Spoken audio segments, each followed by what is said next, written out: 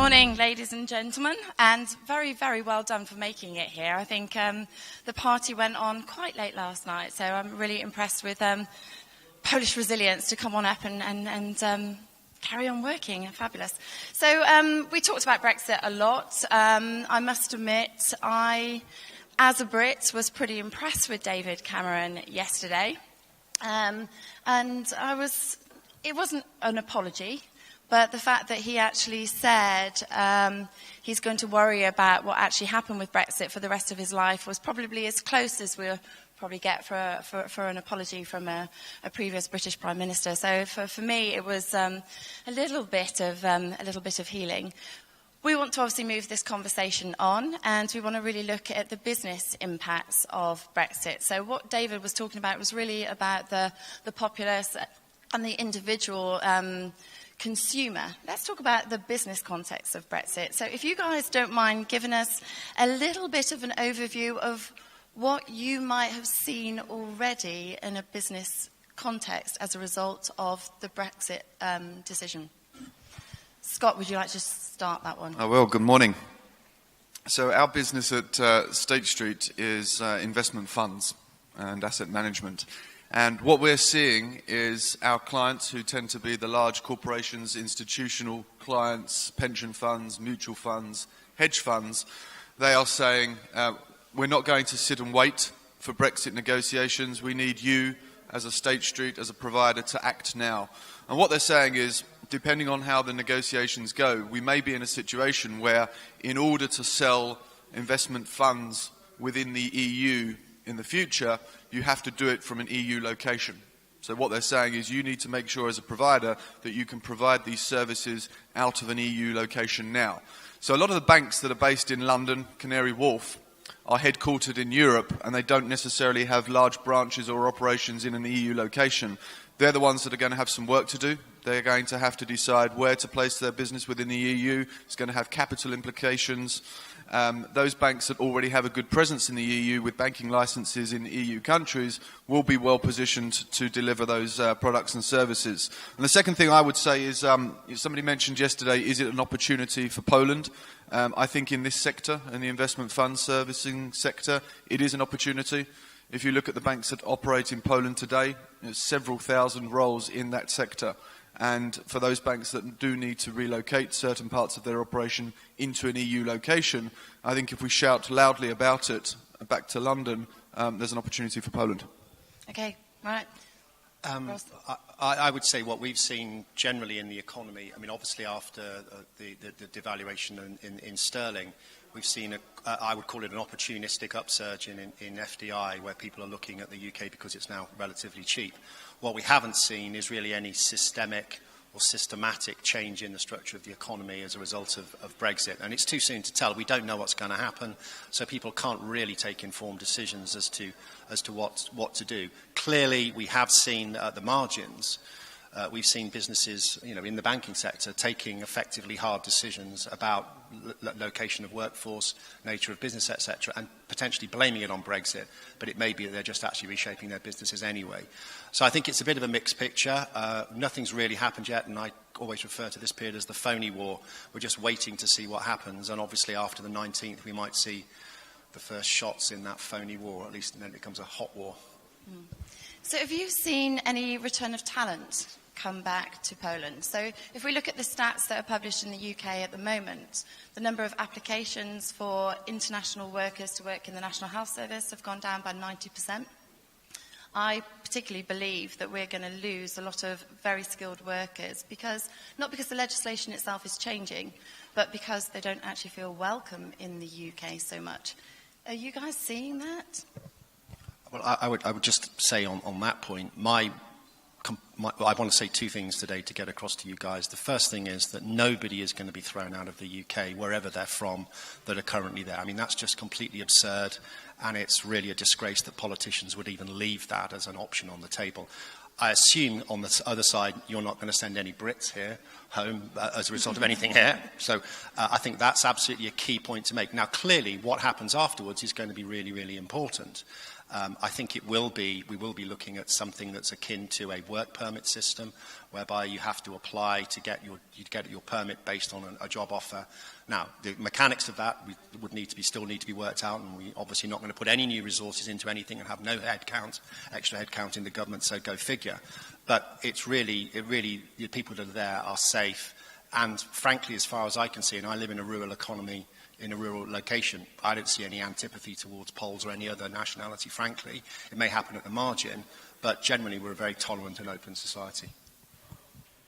I would only add that there's a number of English people in Poland, and I think they were forecasting what's happening and found a solution of marrying into Polish ladies just to make sure they will not be forced to move back to the UK. But joking aside, I really think, as we said at the beginning, that this includes Polish people in the UK as well. No one is rushing into making decisions. We're not seeing, or maybe we're seeing some people returning, but I truly believe it has nothing to do with Brexit. It's just decisions of individual people. So like on the big business decisions, the same is really the case on individual decisions. And I'm not expecting a big change unless there will be significant regulatory changes, which I agree, it's not that likely to happen, also given the number of Brits on the continent. So when it all started, our Swedish headquarters sent us a memo saying, please do not comment on Brexit because it's independent decision of British citizens. So thank you for invitation to this panel. However, it's not easy not to comment. However, it's not only decision of Britons, it's not only about their country, it's about Europe. And I think the impact on Poland and on Europe will be significant. And I see it as a great opportunity for Poland. I'm working for a developer, and we received a lot of questions from the companies from UK, especially from the financial sector, thinking, not deciding yet, but thinking about moving their operations to Poland and to other, of course, European cities. So in a nutshell, I think it's an opportunity for other countries, and I think a bit risky decision for Britain. Okay, so is Poland really open enough for this opportunity, though? So we're having discussions back in the UK as an internal look as to whether the recent policies of the Polish government are really going to be embracing enough. So, Scott, we were discussing this a bit earlier. What are you seeing? Yeah, so I think, look, we know after the noise in the international media a couple of years ago when the new government was elected, there was a huge amount of negativity. I think it slowed somewhat, but I think we cannot become arrogant about it and assume that everything is quietened down. Certainly working for a large US bank, I can say on behalf of myself and my peer banks, there's increasing concern. And people back in headquarters in New York and Boston are increasingly asking questions about, should we be in Poland? Should we expand in Poland? What kind of government has been elected there? You know, one could argue they haven't exactly got the most stable man at the top over there now, but I think we've really got to collectively, through working as the association, business leaders, government authorities here, make sure that that international coverage and some of the rhetoric that's coming out is not misunderstood, and that the reality that there are some people in senior roles in the government understand the sector very well, come from banking backgrounds themselves, and are supportive and recognise that we're now the second largest sector in the country. Yeah. But we can't be arrogant about it, and I would say there's still a big risk out there. Okay, Thomas, you're seeing things slightly differently, aren't you? I do agree with one thing, though, that arrogance is clearly a risk. So nothing is given. Poland, I believe, has fantastic reasons to be selected and to continue to be successful, but everyone needs to be fully alerted and making a big effort for this to continue, and especially, this is especially relevant for the government, of course. And I believe there's certain initiatives, and the government is settling and finding their way. There were some more, from my point of view, there were some more disturbing comments at the early days of the government, and now I think we're seeing more reassuring messages that they really want to help and support. But I believe there needs to be a continued focus. I had a conversation some time ago with one of the heads of a big US organization, and this was related to the politics. And he said, "Listen, Tomasz, we are in Poland for a number of years, and clearly we're looking at this very, very closely. But we had, let's say, 4 reasons to go there. And 1 was talent, 2 was strength of education, 3 was geographical proximity within Europe." And he said, reason number 4, and really in this order, was cost of labor and kind of political impact. And he said, because of the politics, nothing really changes, and certainly not in the first 3 main areas for us. And then, yes, politics, if anything, Polish zloty is now a little bit weaker, so financial argument for us is even stronger. So he was very, very realistic and rational about it. But I agree with Scott that this perceptional thing and perceptional talk is actually very important, because you may have these high-level people that don't necessarily go into detail, but they will be approving this initial direction, and they may say, when things are good, they will say, Poland, yeah, absolutely, just go and expand. If they are not that certain on a high level, they will say, yeah, maybe, but let's make a step back and analyze a number of countries before we actually commit to this decision, which clearly from specifically Polish point of view creates certain risks that are not necessary, and it would be great if this could be avoided. So I think this issue is actually important. So I would like to add number 5 to Tomasz's list. We are prepared when it comes to real estate. So if you look through the window, you could see beautiful building of ours, which is headquarters for Fujitsu, Whirlpool, Cybercom.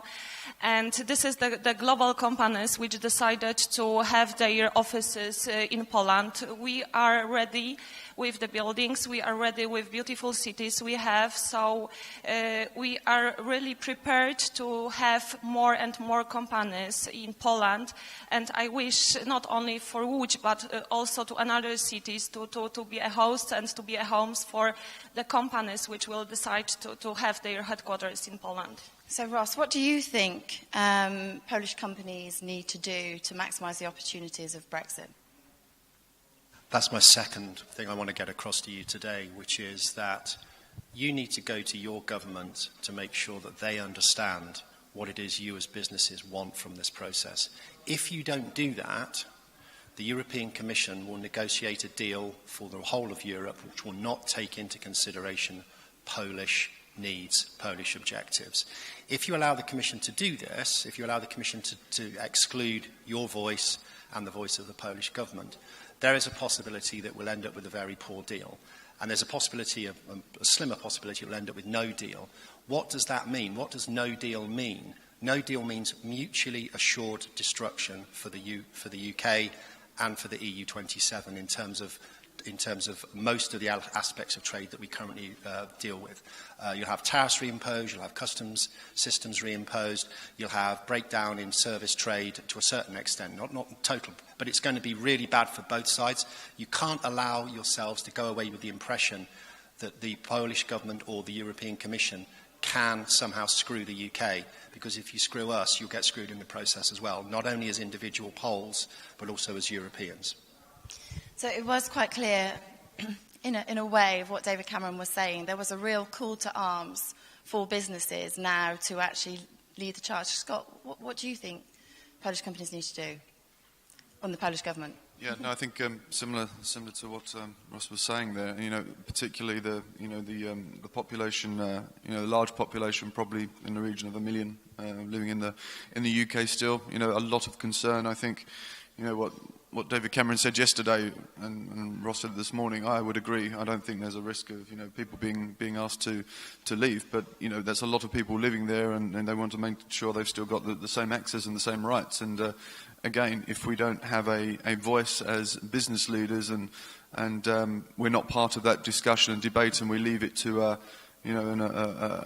commission, I don't think we're going to get a good deal for us in Poland. So I would echo everything that Ross has said. Yeah, so that's a note for ABSL to get massively involved in campaigning this. Fabulous. Okay, so Moving on a little bit, a lot of the conversation, so I do loads of events that are focusing on Poland in the UK as well as obviously here. So last week I was at an event which was focused on Tier 2 cities for Poland. So we were looking at promoting Gdynia, Lublin and Poznan. And each of those cities were promoting the hygiene factors. You know, how fantastic the cities were, how beautiful they were, how many hundreds of kilometres of cycle tracks that they actually had. I personally believe Poland needs to move the conversation up a level beyond real estate. So I'm going to ask you guys to actually add to that. You know, why do we keep talking about the real estate and the basic hygiene factors and not move it into another dimension? Well, I couldn't agree more with you, actually. And I'll give another little story. We actually, as JLL, we have shifted part of our European front office to Poland. Not necessarily Brexit related, it was just a business decision some time ago. And this was associated with the recruitment of European CFO. And the person that was being recruited wasn't told where the job was going to be located. It was just part of the process was, are you ready to move within Europe with your family? So when the person was identified, they said, okay, so we want the job to be in Poland, in Warsaw. The person was a Belgian citizen from Brussels. And it is a she. And she said, Warsaw? No way, Poland. Nah. I was there 20 years ago. No.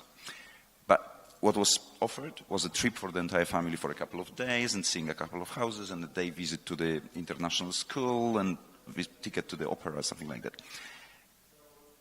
And I'm telling this story because when Maria is her name, husband and the kids, they were on the plane back to Brussels. They didn't even discuss this. They nodded that, yeah, it's perfect. We're definitely moving. And it is exactly, I think, an answer to your question. I think there's a lot to offer in terms of lifestyle, in terms of quality of education, in terms of quality of food. I had a chat with Henry Foy yesterday about his Russian experience, and he said quality of life in Poland he really appreciates now when he had moved. And he really thought yesterday, it's brilliant. And I think people appreciate it only after some time. And I believe it's not only Warsaw, it's a number of regional cities. Look around in Łódź, how many fantastic things are happening here. And I believe this is a very, very strong reason that should be really advocated as strongly as possible. Okay, Scott, you've got thousands of people here, I think. Around 4,000 people split between Kraków and Gdansk. What I think we need to do is a better PR job around some of the hard facts. And what I mean by that is the evolution of the sector. It's okay to talk about headcount growth and numbers, that's one thing. Much more important is what's actually being done now in this sector in Poland. Speaking for ourselves, the majority of the roles we provide out of Krakow or Gdansk are exactly the same as what we're doing in Boston or London. So I'm talking, quant analytics, I'm talking risk, I'm talking hedge funds, private equity, some of the sexy financial services stuff that, typically has been done in the global financial hubs. And people outside of Poland don't really know and understand that yet. And I think collectively through the firms and through the associations again, we need to be talking about the type of work being done there because we still have a bad reputation. There's still this perception out there of, we'll move the low-hanging fruit to Poland, we'll move the basic processing activities. Yeah, of course, there's always an element of that if it hasn't been shifted to Asia. But the diversity of the products and services being delivered here now, that's what we should be talking about. To the point, Kerry, on the investment agencies and what they're talking about, an observation that I've experienced historically in Poland is getting in a room with the different cities' investment agencies and listening to them compete against each other and telling you, how the other city is not great and this one's much better. I think we can do a better job there in representing Poland. And of course, there are differences between cities, but I haven't experienced that in talking to other investment agencies in the region. Right, okay. Ross, have you got anything to add to this? I haven't really. I mean, Poland is not one of my specialist areas. We have an office here. It's a very thriving office. We have great lawyers here. I endorse everything that's been said about the intellectual sort of capital that Poland has, but I don't know enough about the market to say anything sensible. it's difficult for developer not to talk about its babies. So, of course, we are talking a lot about our buildings. However, being a partner for ABSL, taking a part in different conferences, taking movies about Poland, showing not only our offices but beautiful cities. We saw yesterday a movie about Łódź. It was not showing only buildings, it was showing lifestyle. And this is exactly how we should show Poland. And I think we all should be ambassadors of Poland because it starts with us. So if we will start to be ambassadors of Poland and we will start to advertise Poland and to tell how beautiful it is and how many opportunities the companies will have here, I think there is a great chance that they will believe. So it's all start with us. Okay, so are you moving the conversation on? So Elias and I were having a conversation about the constant discussion of real estate in Poland. What about real estate as a service? Are you beginning to actually look at a completely different approach to the delivery of real estate? We've been the first developer actually to start to construct in the, not only in Warsaw but also in other cities, and we've been the first one who started to understand the needs of the companies from BPO and SSS sector. So I think the advantage we have is the talks we already had with the tenants and experience we gained during all those years. So I think now we can be treated more as a partner than just a developer giving the space for the tenants, because very often we are putting ourselves in the shoes of the company who is a bit a consultant. So we are trying to advertise, we are trying to show what we can offer here in Poland more than just an office. So this is what we are doing, and this is how we are promoting Poland. I will add only one thing. Real estate is not a topic, really. I mean, it's as much as we'd love it to be. There's a lot under construction, quality is good. The companies would look at real estate at the very last place in the order of things to check before making a decision on Poland. It's great, it means there's flexible choice of good quality assets. It's not really an important point for corporates to look at when making decisions. Yeah. Are there any questions from the floor at all for the panel? Any questions at all? Elias.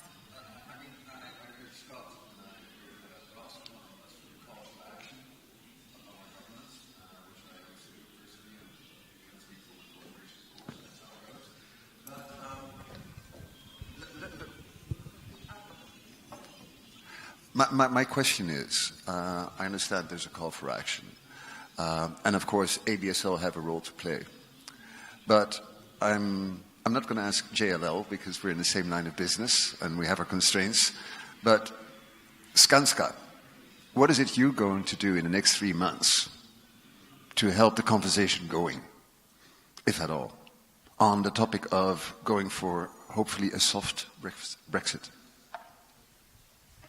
As I said, what we are doing, we are promoting Poland, so we are taking part in different conferences in London as well, in New York, in different cities.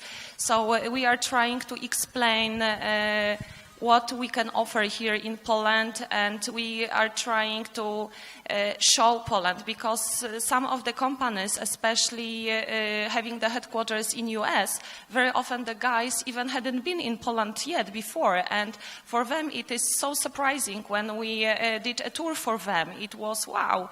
So they just don't know how Poland changed, and I think this is our role to not only show real estate, as we said, but also show Poland, how it changed during all those years. So this is what we are doing. We are promoting Poland, because we know that even if the company will decide to go to our competitors, maybe other one will decide to go with us. So for us, the most important is promoting Poland, not ourselves, not our pieces of real estate. So I think being ambassador in Poland, this is the main role we should take at the moment. I will add to it one other thing, and I appreciate that.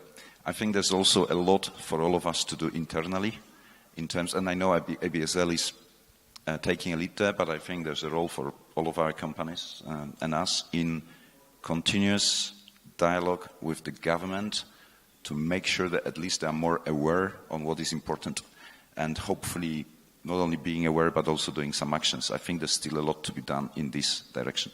Okay, Scott, what are you doing? What are you going to do tomorrow? Oh, sorry. Actually, thank you for that. That's actually what I was going to say. We are trying to do a lot as ABSL. Actually, why don't you pick up a copy of Financial Times this morning? We're on the front page with everything we did with Cameron, what he's calling on a soft Brexit for Theresa May. So that's obviously a start. We're doing stuff with press, Reuters, Bloomberg. There'll be a conference in London again on the 19th of October. There's other stuff planned. But we need all of you to do the same, both internally and if you go at whatever meetings that you do in your companies or abroad to talk about that.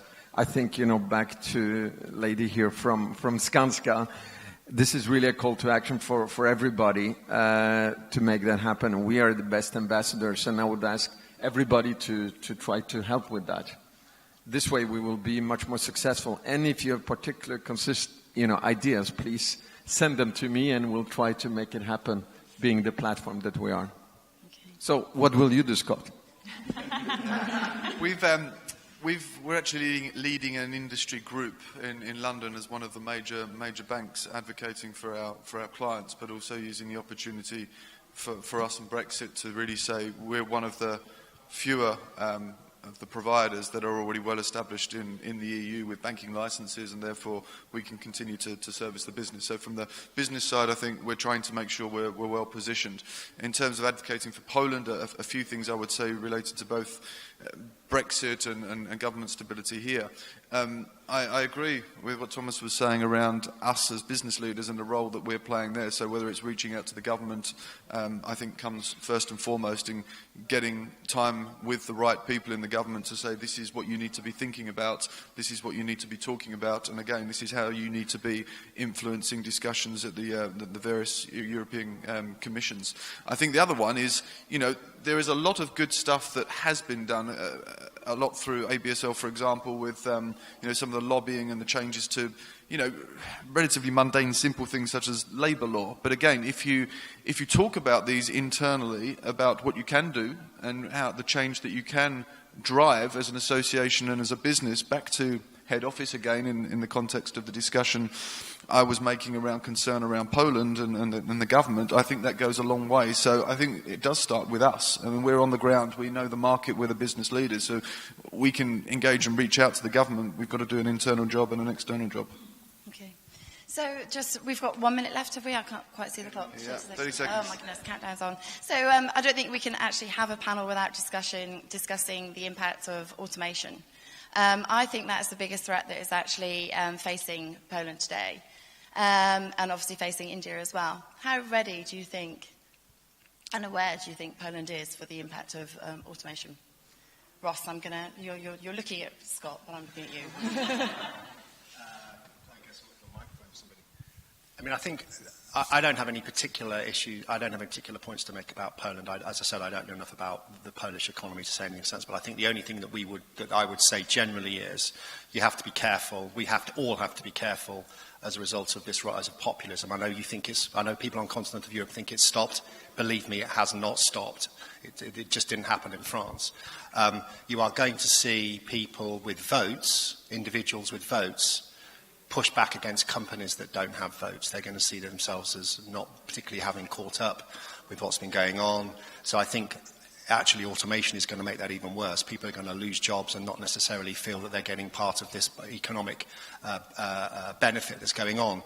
And as long as you give, and we have to because we're democracies, you give people the votes and don't give companies the votes, you're opening that gap up even more. So I think as business leaders we need to think a little bit more about what our role is in rebalancing or helping governments rebalance economies so that the people that feel that they're left behind don't just use their vote to blow raspberries at business.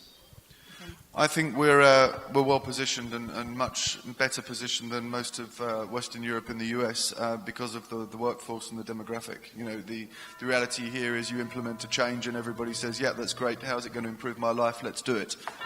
Try to do that walking around the floor in London and Germany and people that have been doing their same job for 15 years and tell them you're going to implement a new system or a robot to make your job easier is a different challenge. So I think we'll have more success here. But I think the other thing is companies telling their head offices, we don't just want to be the receiver of this, we need to be driving it. You know, we have the scale in Poland, we have the core operational business being performed here.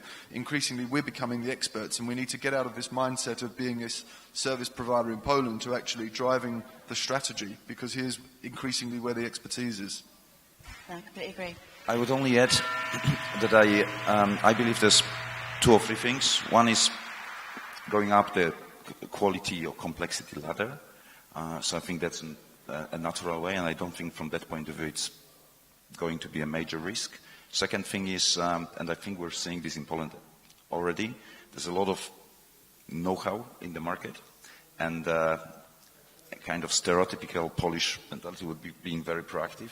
And we're seeing a number of startup ideas, people getting the know-how, working for business services companies and then trying to do something on their own. I think it's important that the government has a very clear strategy concerning the future automation, because yes, it is a global risk, but I don't think it's particularly bigger risk in Poland in comparison to other countries. Okay.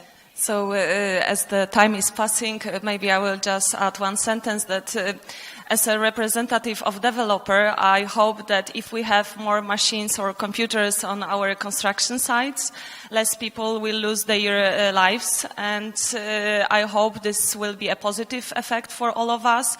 And I'm sure that there will be new jobs created, so we don't know yet the future jobs. And even if those which are existing at the moment will be replaced, I'm sure there will be new ones for the human beings. And I hope we will stay with this positive effect long time from now. Okay, thank you. Right, we have to wrap up, obviously. So thank you very much to the panellists. I think the message is, can you all go back to your day jobs tomorrow or after your bank holiday and festivals and things like that, and create a list of what is it that your company needs to do to actually make Brexit a success for Poland, because I think everybody has got a role to play. So thank you very much for attending, and thank you guys for your input.